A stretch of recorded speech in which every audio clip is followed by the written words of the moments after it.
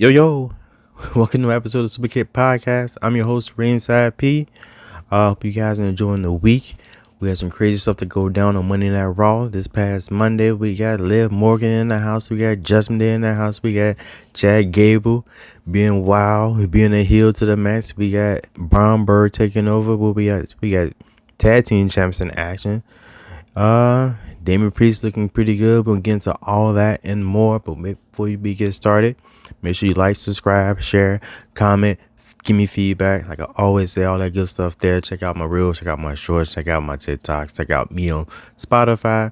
Check out the Ringside Mafia. Check out Table Labs and Bumps. That's about it, man. Check out the Superkick store. That too. We got Clash at the Castle coming up. Then we got Money in the Bank. Then we got SummerSlam. WWE is rolling right now. Tell me what you guys like. Tell me what you don't like. Give me some feedback, man. Let's do some polls. Let's do some Q&A or something like that, man. Hit me up. But let's get started. How are we gonna kick this show off real quick?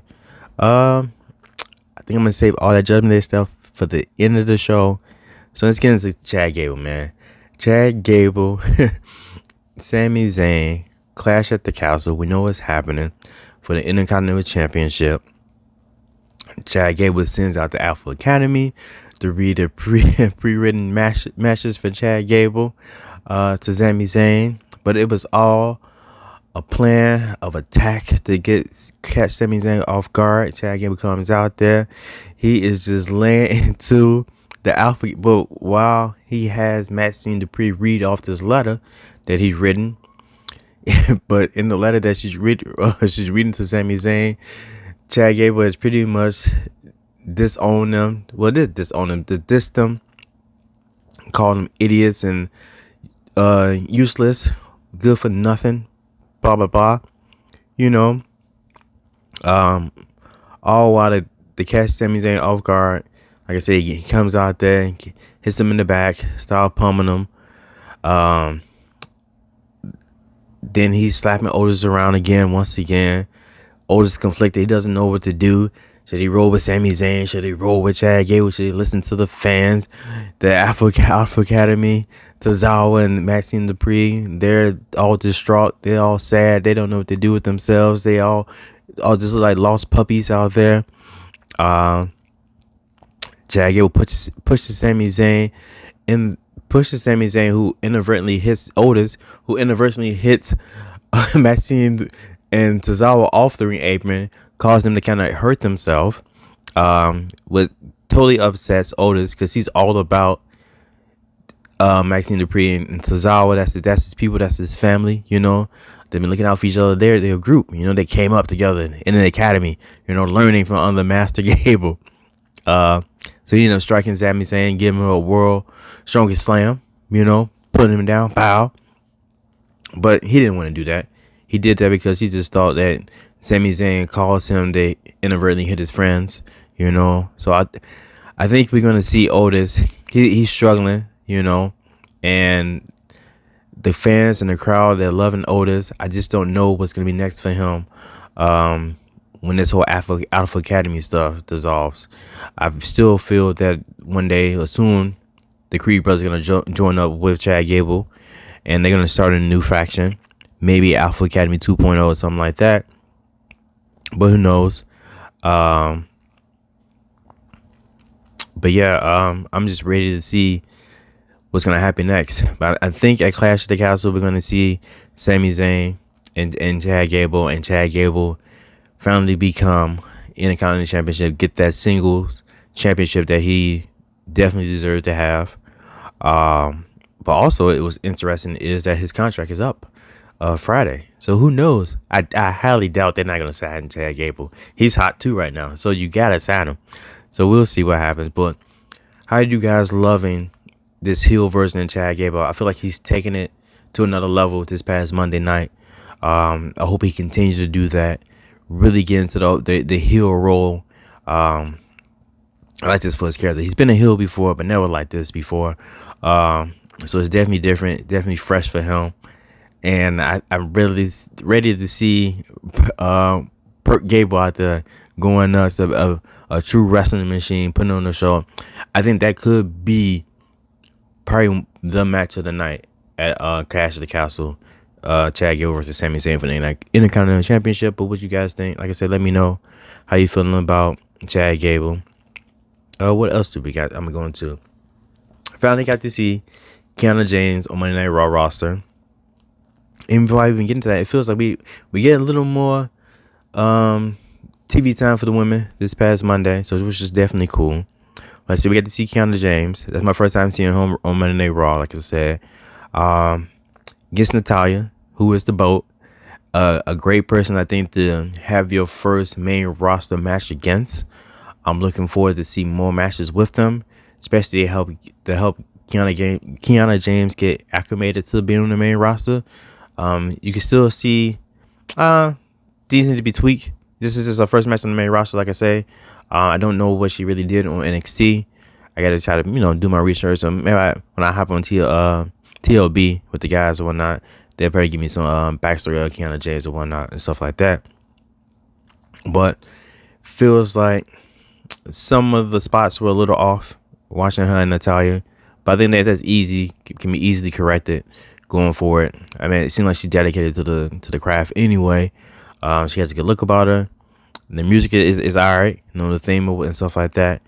And I think I kind of like that finisher she got, the 401k, I think it was called. So that's cool. So definitely looking forward to see more Kiana James out there. Hopefully, like I say, more with Natalya going forward. But what do you guys think about that match with Kiana James? Is she ready for the main roster? What do you guys think? Let me know. What else can we get into? I'm gonna just stick with the ladies, man. We had the women's tag champs in action on Monday Night Raw. Bianca Belair, Jade Cargill. We're gonna call them the coldest storm. The coldest storm was in effect, baby. Monday Night Raw. They took on Shayna Baszler, Zoe Starks, in a hard hitting match. I feel like those are good two teams to go against. It felt like in the beginning, Zoe Starks and Shayna Baszler were kind of on the fence of whether they were heel or whether they're face, and it seemed like they kind of fully going heel, which is cool. I think that definitely suits them better that way, especially going against Bianca and Jade. Two powerhouses, as always. They always put on a good show, and it was a pretty solid match. Once again, they're doing some different stuff with the camera angles. They felt like they was watching. I feel like I was watching a Michael Bay film. The way they kept spinning the camera angle around, you were doing like aerial shots and then circling around the rings and stuff like that. We might get the Unholy Union versus Bianca and Jade. They didn't name. I'm gonna call the Unholy Union versus Coldest Storm at Clash at the Castle. But I don't see why they wouldn't make it a triple threat tag team match. I think they could be dope for the women, but they might just keep it this traditional tag team match going at the PLE. But like I say, I'm hoping they constantly see more of them really showcase these belts, put these belts on the line, go to NXT, defend the belts down there, just go across all the brands, like make these women's tag team championships actually mean something again. And it just shows, be able to shine a light on Jade Cargill more on Bianca Belair. And the rest necessarily don't really need a single story because they're together, and we know eventually they're going to split up and they're going to be a feud between the both of them. I always see it coming. I'm just hoping it's not at SummerSlam. Maybe if we can push it to like Royal Rumble where it starts there, or you can start building up the tension beforehand, but at the Royal Rumble it could kind of like explode there and then possibly lead into a match at WrestleMania. I think it's a WrestleMania caliber type of match, especially when Jade Cargill gets more into the WWE system. But like that's something else I'm looking forward to. But how you guys are feeling about the Coldest Storm? You heard it right here. The Coldest Storm at Tag Team Champions. Let me know guys' thoughts. Give me guys' thoughts about that. What else? Cool, quick thing. Jey Uso was on Monday Night Raw with the Fireflies. Mr. Yeeting in the bank. Declared that he's going to be an entry in the Money in the Bank competition in July. So I don't know how it's going to pan out. I can't see Jey Uso winning. He needs a big win. I I just don't know where it's gonna come from. This guy, it could just be this time filler until Jimmy comes back, and they can get back to bloodline storyline with them. Also with Jimmy, last time we saw Jimmy, he was getting jumped by the current bloodline 2.0. I can only assume that they're going to keep beating up Jimmy and then eventually get to Jay, and then Jay and Jimmy team back up and the Usos, and then we get that, and then eventually Roman comes back, and bloodline war games. That'd be cool. Bloodline war games, November Survivor Series. I hope that we get to see that, but not too much on Jay Uso this week. What else? Braun Berg versus Ricochet. Wasn't a squash match, but the match still went exactly how I thought it was gonna go. I don't know how long they're gonna play into Ricochet's ribs being hurt. Because I would rather than them just have a straight out match. Yeah, Braun Breaker he didn't took 2 spears the past 2 or 3 weeks, But if they say he's able to go, he should be able to just go out there and do what he needs to do without still selling the injury. But Ricochet is one of the best sellers in the business that I've seen, so I wouldn't expect anything less from him. But it was a great match. Got to see Braun Breaker do a Frankensteiner off the top rope. Actually, he scaled the top rope like a cat. They didn't even climb him. He just pounced, threw his hands up, then did a Frankenstein, and I was like, wow, this dude got some moves. And these are the type of matches I want to see Braun Breaker in. At him actually showing off his move set, not just no squash matches, no 3-second, get some, I don't want to call them like bums, but because he fought Cedric Alexander, he ain't no bum. But I don't want to see him in squash matches. I know this dude got moves. I want to see him put in the work in the ring. I think he can go. I just hate it that it's against Ricochet. Like, why Ricochet? He's the first inaugural Speed champion, and he's out here getting lit up by Braun Breaker like 3 straight weeks in a row for no reason at all. I don't know why. What's the point of that? And it only seems like Braun Breaker's gonna move over to Dragunov next, and then it's like, well, I thought we were gonna build Dragunov too. I just don't know. I don't know where to put Braun Berg in the scenario or on the main roster, because I feel like they're using other guys to build him up. And I guess they want to make him like a Goldberg type character or whatnot, but why at the expense of Ricochet? Like, Ricochet is off doing his own thing, his speed thing. Allow him to do that without getting demolished by Braun Breaker in the process. What else? There was some other matches, but the guys to say the main thing that kind of stuck out was we get into Judgment Day stuff, man. We don't know what Braun Strowman is going to do within the whole Judgment Day equation. I will only assume at some point we're going to get Braun Strowman versus Damian Priest. But we got Damian Priest versus Drew McIntyre at Clash at the Castle. And now that's the kind of crazy for me, because it's like, it's hard for me to envision Drew McIntyre losing 2 times in Scotland, especially in the main event, at Clash at the Castle.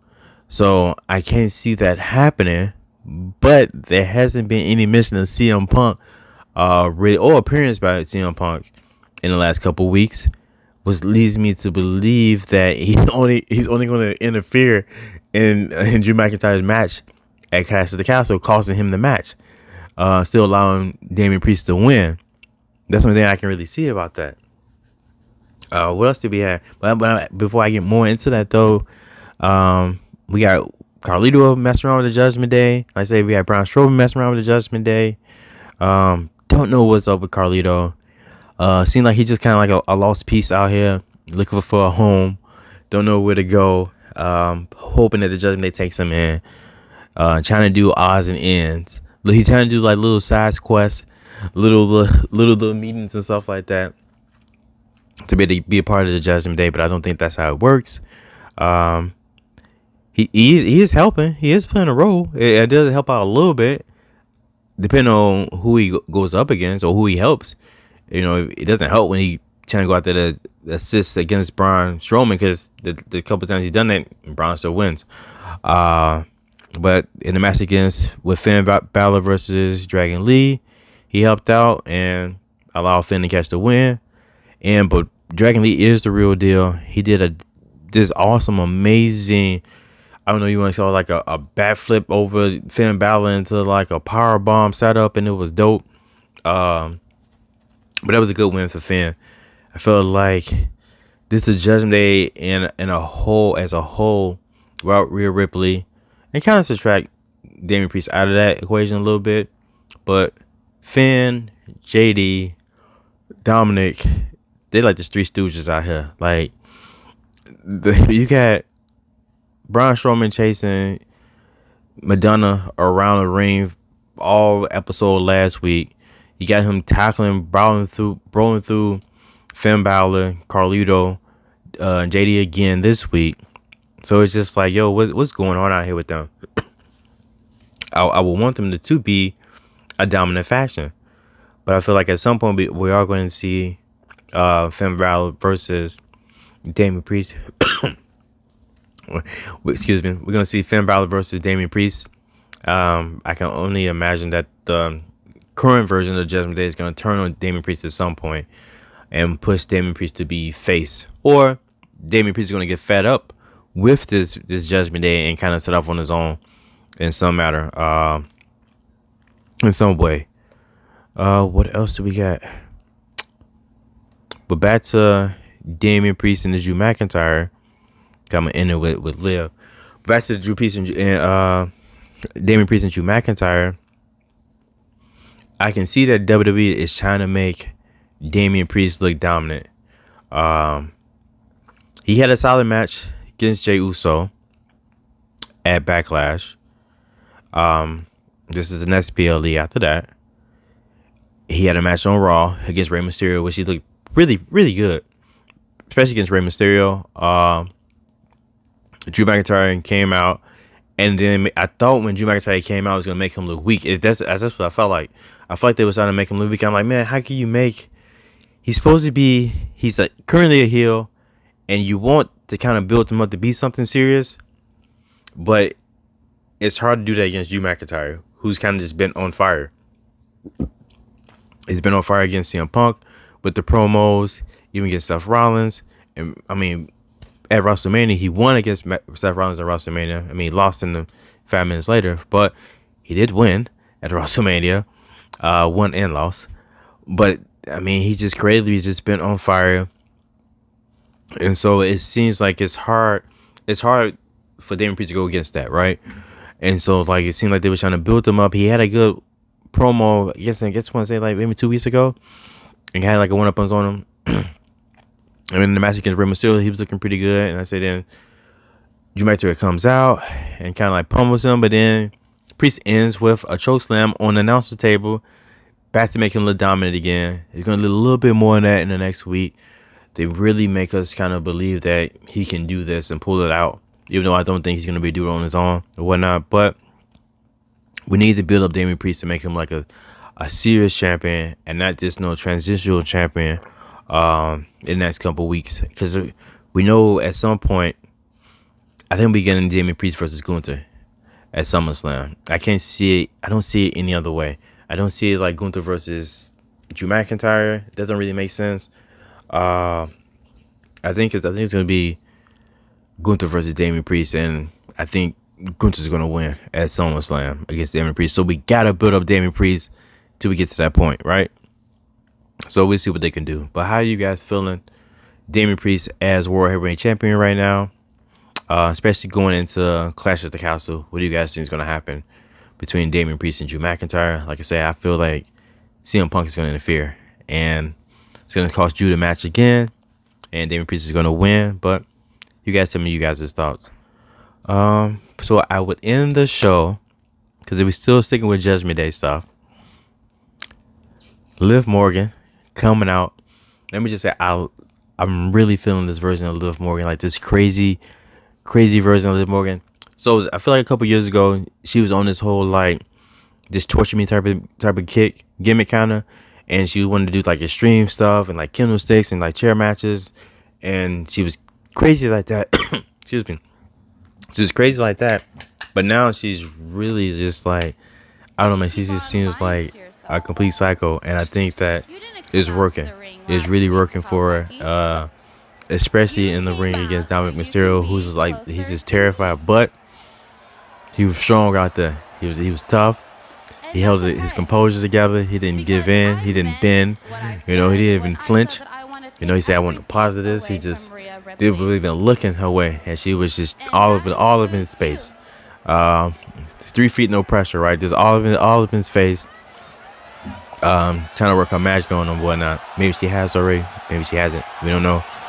But I like this now. Like, I hate that this is the storyline right now, but it makes sense, and it is actually pretty entertaining watching this go on, watching the different members of the Judgment Day question Dominic Mysterio about, dude, what are you doing? Like, you can't be doing this, or them trying to come out and actually save Dominic from whatever is happening that maybe he does or does not want to happen. Who knows, right? But I want to see some matches with Liv Morgan. It seems they might be setting up Lyra Valkyria to fight Liv. Would it do that Clash at the Castle? Would it be too soon? I don't know. But I would assume that she would have some match at Clash at the Castle. She would need to, right? So, I don't know. We'll see. But what are you guys thinking about? How you guys feeling about this Liv and Dom situation, man? Like, it's crazy. It feels like it's WWE. It is WWE soap opera, like, but it like I said, it's real entertaining, and just the way that Liv Morgan is playing this current character, is great. Like, I'm loving it. But what do you guys think? Like I said, let me know. Let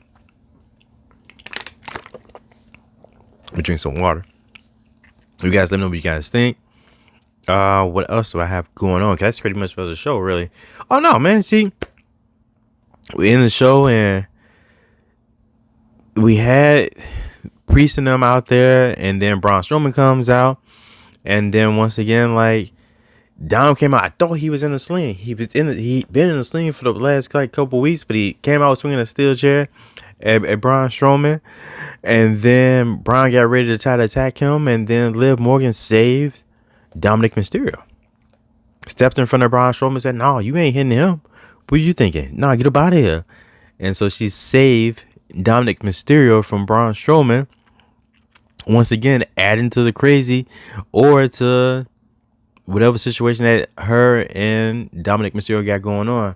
I saw on IG that I think after that night, Liv Morgan went through all of Dominic's posts and liked all of them.